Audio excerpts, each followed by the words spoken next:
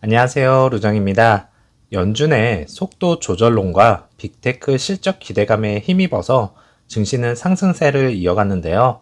이번 주 빅테크 기업들의 실적 발표와 연준 당국자들의 금지되는 블랙아웃 기간에 돌입한 만큼요, 시장의 변수가 많아져서 투자자들은 촉각을 곤두세우고 있는 중입니다. 이번에는 75 베이시스 포인트가 유력하다고 보고 있고, 그럼 과연 다음 금리 인상 시기에는 50 베이시스 포인트가 가능할 것인가에 대해서는 전문가들도 의견이 엇갈리고 있는 상황입니다. 3대 지수 모두 상승으로 마감을 하였고, 나스닥은 이제 2거래일 연속 상승을 하면서 시장에서의 안정감을 찾아가는 듯 보이고 있으나 10년물 국채금리를 보면 지속적인 상승으로 증시의 상승세보다는 베어마켓 랠리가 시작이 되었다는 것에 무게를 실을 수가 있겠고요. 빅스 지수도 여전히 과매도 구간에 머물러 있으면서 안정을 찾았다라고 말을 하기에는 다소 무리가 있을 것 같네요.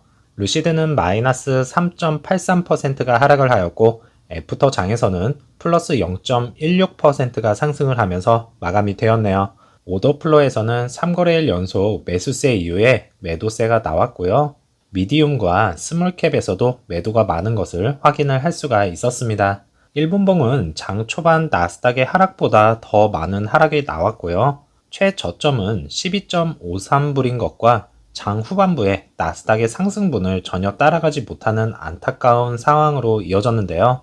어제 중국으로 인해서 미국 내 상장 기업이 큰 타격을 입었고, 전기차 섹터주에도 큰 영향을 끼쳤습니다. 이로써 악재가 크게 하나 더 추가된 상황으로서 이 분위기를 반전을 시키려면 빅테크 기업들의 실적이 잘 나와주기만을 바라야 하는 상황으로 생각이 됩니다. 어제 장도 고생 많으셨습니다.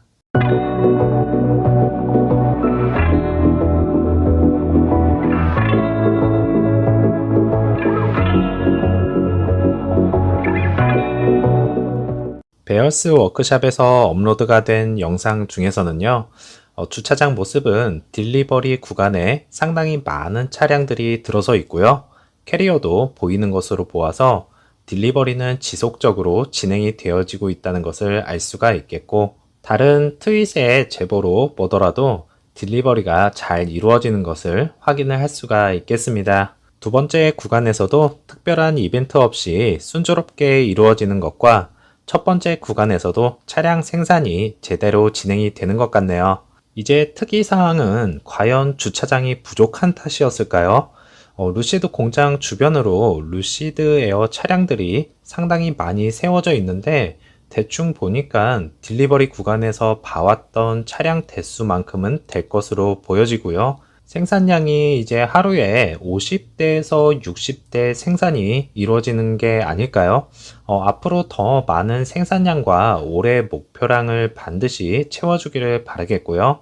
주차장 완공이 빨리 이루어져서 사이드에 세워두지 말고 당당히 주차장에 가득 차기를 기대를 해보겠습니다. 사우디아라비아 수도인 리야드에서 공식적으로 스튜디오 오픈 발표를 하였는데요. 사우디 첫 번째 스튜디오인 만큼 기대가 클 것으로 예상이 되고 있고, 정식 오픈을 하기 전에 먼저 사우디 스튜디오 내부를 공개를 하였는데요. 실내는 여전히 깔끔하게 잘 이루어져 있는 것과 오픈 전에 직원들 모습을 볼 수가 있었네요. 루시드 차량을 이렇게 올려놓아서 하부까지 확인을 할 수 있겠지만, 아쉽게도 이 영상에서는 하부는 볼 수가 없었고요. 라이트 부분과 에어 인테크 등을 설명을 하는 모습이었고요. 여러가지 최고의 기술력이 있지만 그 중에서도 강력한 루시드 에어를 이루게 해준 모터를 설명을 하고 있었네요. 간단한 외관과 함께 실내도 포착이 되었고, 오픈 행사가 시작이 되고 나서 피터 롤린슨이 현재 사우디 방문을 한 것을 확인을 할 수가 있었고요. 임원진들도 대거 참석을 한 모습이네요. 현장에서는 초대받은 사람들이 상당히 많았다는 것과 중요 인사들이 사인을 하는 모습, 차량을 너도 나도 할 것 없이 먼저 타보려고 하고 있고요. 실내의 탑승자는 럭셔리 세단을 마음껏 느끼는 분위기였다는 것을 다시 한번 확인을 할 수가 있었네요. 그리하여 사우디 중요 책임자로 파이샬 슐탄을 루시드 미드 이스트의 전무이사인 부사장으로 승진을 시켜서 리야드에 스튜디오 오픈을 하게 되었고요.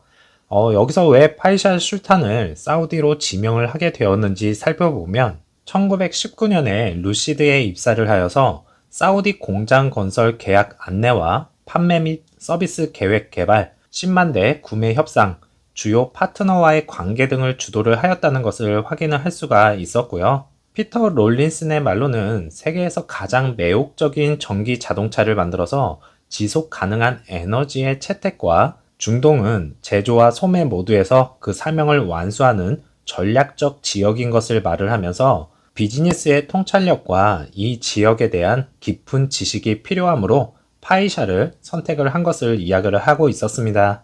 경력은 수많은 글로벌 업체인 포드나 GM 등 23년간의 경험과 산업 개발 제조, 운영, 엔지니어링 및 프로그램 관리 전반에 걸쳐서 리더십 직책을 역임을 하였고요. 그리고 북미와 아시아, 유럽, 그 다음에 호주 전역에 걸쳐서 글로벌 경험을 쌓은 적이 있습니다. 여기서 더 중요한 부분은 사우디의 에너지, 산업 및 광물 자원부에서 산업 클러스터 자동차 담당 수석 이사로 재직한 것인데요. 루시드에서 가장 중요한 네옴시티 중에서 사우디 에너지 사업 분야에서도 누구보다도 더 잘 알고 있는 것을 확인을 할 수가 있었습니다. 파이샬이 사우디로 넘어가서 에너지 사업 부분인 ESS 분야에서도 지속적으로 이야기들이 나올 것으로 기대를 해볼 수 있는 부분이라 생각을 해봐도 되겠네요.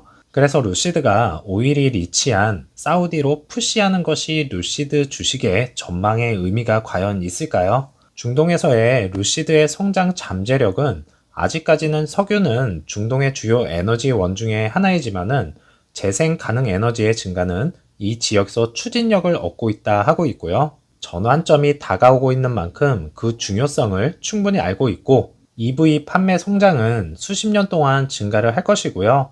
어제 영상에서 말씀드렸듯이 사우디 수도인 리야드에서만 EV 차량이 30%에 달할 것이고요.